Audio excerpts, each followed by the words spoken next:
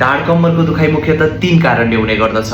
सबैभन्दा पहिलो भनेको चाहिँ रङ पोस्चरको कारणले, अर्थात् गलत आसन। गलत आसनमा रङ पोस्चरमा सुत्दै गर्दाखेरि र रङ पोस्चरमा बस्दै गर्दाखेरि रङ सिटिङ पोस्चरको कारणले चाहिँ तपाईको ढाड कम्मर दुख्ने अवस्था चाहिँ निम्तिने गर्दछ।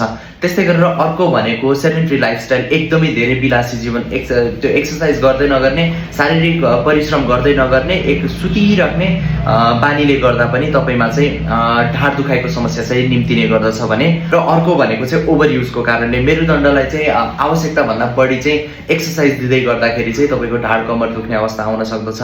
प्राय अवस्थामा चाहिँ धेरै भारी बोक्ने व्यक्तिहरूमा चाहिँ ओभर युजको कारणले गर्दाखेरि चाहिँ ढाड दुख्ने समस्या, कम्मर दुख्ने समस्या चाहिँ निम्तिएको हामीले देखिरहेका हुन्छौँ। र यो भन्दा बाहेकको कारण भनेको चाहिँ एउटा भनेको एक्सिडेन्ट, दुर्घटनाको कारणले, त्यस्तै गरी विभिन्न किसिमको इन्फेक्सनको कारणले गर्दाखेरि र तपाईको मेरुदण्डमा चाहिँ ट्युमर पलाएको अवस्थामा चाहिँ ढाड कम्मर दुख्ने गर्दछ।